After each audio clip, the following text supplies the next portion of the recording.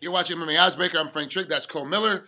As always, I kind of start the conversation to find out where the fighters are at before we actually start recording it because I kind of know where the interview is going to go. The guy's in a bad mood. Is something happening at home that we got to stay away from? Stuff like that. Well, Cole told me he just got back from Blockbuster Video, which is a great company going under. You know, it's obviously couldn't compete with today's market. And he went and bought a bunch of Blu-ray DVDs for himself, but you bought a bunch of video games for your girlfriend? Did I hear you right when you said that? No, I think the reception was bad. My girlfriend was with me, and she helped me pick out the movies and the video games. I got Call of Duty Ghosts for $12. Really? Yeah. You should almost go you should almost put it up. We should have a separate website for MMA fans and MMA fighters only. When you get deals like that, you can turn around and resell it. You can sign it, and it'll be worth like $50 again. It's great. That's actually a really good game. Does your girl get on you during training camp? You're training camp the entire time. You come home to eat and sleep, and all of a sudden now that the 35 minutes you have to spend time with me, you're playing Call of Duty Ghosts. Do you have that issue at the house? She's playing Nintendo 3DS right now. Hey. So I think that answers your question. Yeah, no issue with that at all. Is it true that a couple that games together stays together? I think so. I believe in that. It's I got to be honest with you. It is refreshing to see a couple be able to get through training camps is one issue altogether, but then have that common thing, whatever it is. I mean, it could be cooking, it could be sewing, it could be video gaming, but have that common bond that even during training camp, it's still able to be used and worked at. Because a lot of the common bonds that athletes have with their significant others, you can't do during training camp. They have no energy, they can't get up, they can't do anything. So that's actually pretty neat that you have something. Yeah. That you can do together. Right now, because I'm still living in South Florida and she lives in Georgia, so she's just here visiting right now. So, that way I can stay focused during my training camps and things like that. I'm trying to think about, killing my opponent, not loving my girlfriend. So. How come she hasn't moved down yet? She seems to be there quite a bit to visit. Well, I'm trying to move up. Okay. So I think next year, 2014, I'll be making the move to Georgia and still be coming down here to South Florida for, full-length training camps. And then as time goes by, shorter camps, and then, be more of a full-time gig and just making some trips down here to Top Team just a couple times a year just to catch up on new techniques and see my friends and stuff like that. Where in Georgia do you think you're going to be moving to? Middle Georgia, Warner Robins, Macon area. It's like an hour and a half south from Atlanta. Yeah, it's a good, little quiet area, quiet towns. Little smaller, but is it the same size almost as where you're at now in South Florida, the American Top Team? It's still kind of. Yeah, I mean, like MMA is not as big, obviously, but it's a city. I don't live in, I'm not from like a rural area where there's cows and stuff like that. It's, bigger than most of these like South Florida cities. Not Miami or West Palm Beach or anything like that, but Coconut Creek, Deerfield, Boca. These cities are bigger than those cities are bigger than Boca and Coconut Creek and stuff like that. Okay, well, let's talk about this fight. Obviously, is in Duluth. It's in Duluth, Georgia. That you got coming up. So, how many family and friends are going to be coming in and popping into? And how many hits have you gotten for? Hey, got tickets? Yeah, I purchased. How like the UFC lets you get those tickets before they go on sale. When you're fighting at home. They're not free. You got to pay for them. But I had about 80 requests, and I was only able to process about 40 of those because I'm getting the money later from these people. I didn't get it before, so it cost me like $4,500 in tickets, And I was like, I couldn't justify spending any more than that. But I probably, if I would have put the word out there and got paid before, I probably would have got like 200 tickets for people or something like that. So I should have a pretty, some pretty strong representation, for the fight there. Do you believe in the home field advantage? Which obviously for you, this is going to be a home field advantage with Sam's coming all the way, your opponent's coming all the way from Washington, state of Washington. Do you believe in the home field advantage when you go inside and get inside that cage? I think it does help. I don't think it will help against him. He's an experienced fighter. When you're fighting experienced fighters, I don't think that matters as much. And this guy's had experience fighting twice in Brazil against Brazilians with these people telling him, that he's going to die and stuff like that, and, he's been able to, rise to the occasion one of those 2 times and was doing very well in the fight with Hani Jason until he was TKO'd in that bout. So against this fighter particularly, I don't think the home field advantage means anything. I think that the home field advantage is more for the fans than it is the fighter, coming in against an experienced guy like Sam. Well, let's break down Sammy. You obviously, of your 20 wins, you've only got 3 KOs and 3 decisions. Every single one of the rest of them are submissions. You are an absolute, and I'm going to get in trouble, from Master Labaria for saying this, but you're an absolute master when it comes to the ground game. Like, you find little holes that that's not a hole. I'm at home watching on TV and I'm trying to commentate it. I'm trying to work on my craft as a sports broadcaster, watching you compete. I'm like, there's nothing there. He doesn't have anything, and all of a sudden you find a little hole. I'm like, where the hell did that hole come from? And I have to keep rewinding to find out where you're going and how you got into this space, because you find stuff that, to me, doesn't seem like it's there, but it's there. So you're really, really, really talented on the ground, both top and bottom. Then you look at Sam. He's also talented when it comes to the submission game, but he ends up getting more TKOs. But he's not one of those traditional guys who beats you up on his feet. He's using his grappling and he's punch passing and he's hitting you as he's trying to get to a submission. So he ends up with seven KOs and 4 submissions, only 1 decision as wins. But he's really good on the ground as well. I don't think he's as good as you are.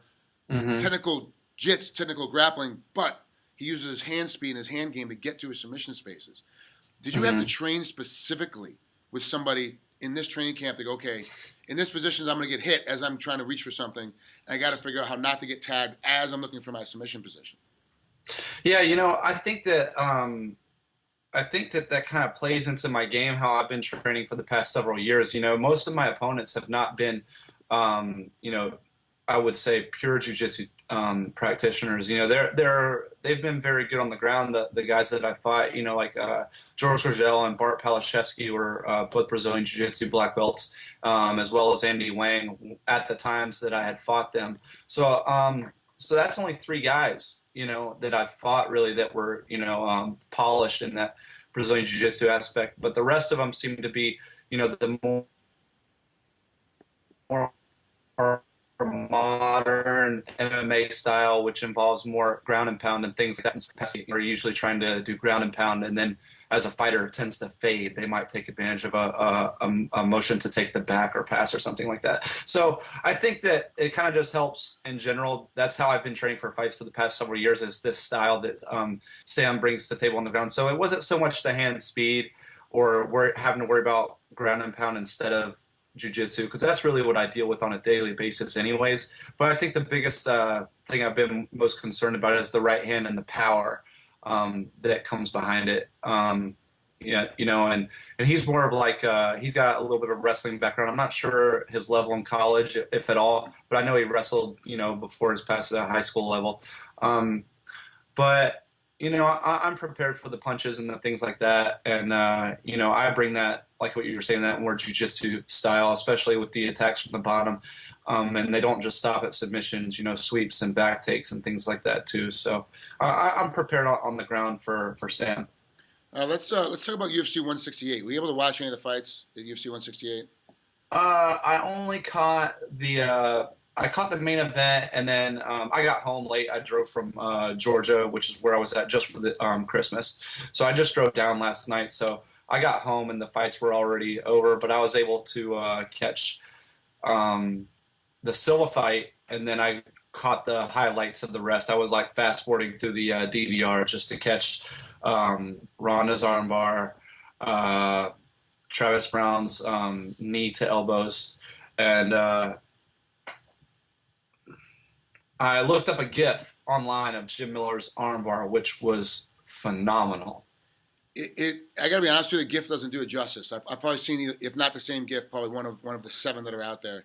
It doesn't. Jim Miller's armbar was absolutely ridiculous. And to be honest with you, it wasn't all the way in. Jim's legs were too far down his back. He should have had his legs a lot higher up on his head, and he didn't have them off. And I'm talking as I'm sitting and watching with all my friends. I'm like, Jim's in a great position, but he's going to let go in a second and roll into the knee bar because his legs are too far down the back. You need to have him up further up behind the head, and all of a sudden he's tapping. I'm like, what the hell happened? I don't understand it. Jim's just one of those guys that if you watch, he turns the guy's elbow and he turns his hip and all of a sudden the armbar is in. Like he just while he's upside down hanging, he's still rotating his hips around. That to me was absolutely one of the best armbar finishes I've ever seen in any way. It's just fighting or grappling. Did it impress you as much as it impressed me? Well, yeah, I saw his hips. They started out. First of all, the attack, the setup that he used, I thought was brilliant. I had a grappling match with Jim Miller earlier this year, Grappler's Quest, and I knew that he was very polished on the ground. And I expected him to give Fabricio some difficulty, but I thought it was going to be from the top. I know that Jim has a good guard game and some things like that, but I didn't expect that attack to come from that position with the fake rubber guard or failed rubber guard, using that high guard with the leg like that. But, the setup was great. And then once he achieved the position, it seemed like his hips were a little detached from the elbow. Like you were saying, the legs weren't as high up around the head.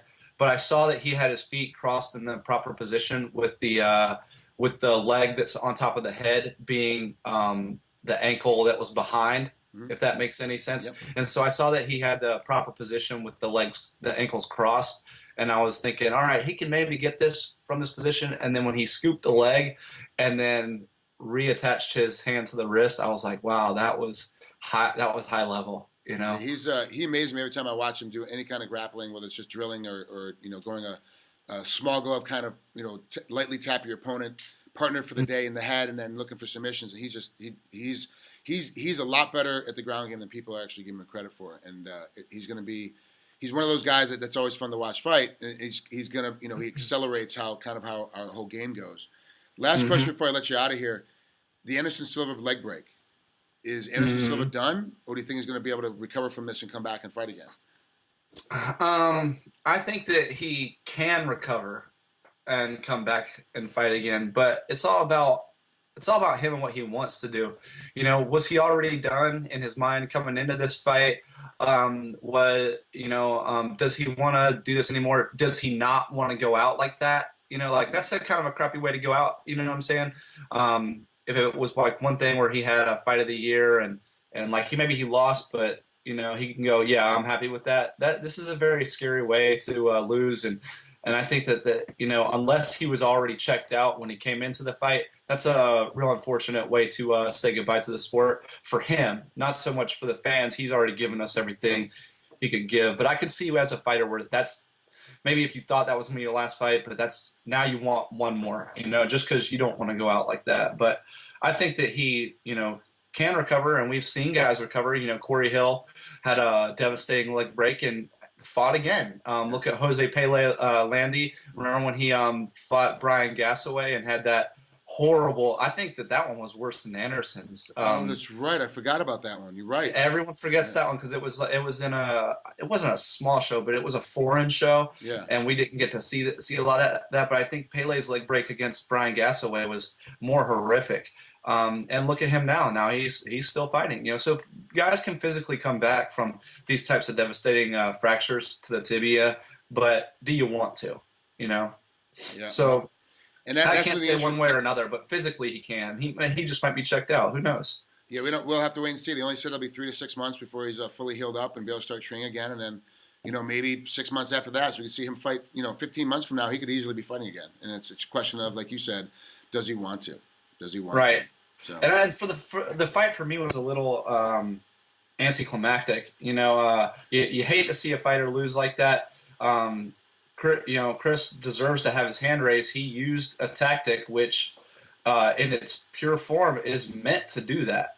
Protect you one, but do damage, the other. But that's just not what we see very, very often, for me, I wanted to see the skills Anderson possesses and him be able to use his feints and his footwork, the stuff that he's known for, and defensive tactics. That's why I like watching him fight, is because he's just so brilliant in that facet and regard. But, maybe I hope I get to see it again. But if not, I've always got those fights. I can just, put the DVDs in and go back and look at them and try to achieve that kind of greatness, Yeah, and that's all that we can really do is just try to match what he did, And he was an absolutely great champion, and no matter what he does, when he comes back and fights again, he's done everything he can possibly do in the sport. So if he chooses not to, and walk away. Yeah. That's fine. Like, it's going to be. He was an amazing champ and deserve it. And honestly, still in my mind, walks away. You know, definitely, if not the pound for pound best fighter ever, definitely top 3 guy. You know, you're always going to fall off at the very end. Doesn't necessarily mean that you're not that guy anymore. He 2 losses in a row does not make him not the guy anymore. He's still one of the top 3 best. I agree. I agree. So, all right, Cole. Thanks for coming on here with MMA Oddsbreaker. Good luck coming up here in your fight in Duluth, Georgia. You're close to home, so we'll That's right. have fun. We'll talk to you soon, bud. All right. Thanks. Hope to talk to you soon. Later, buddy.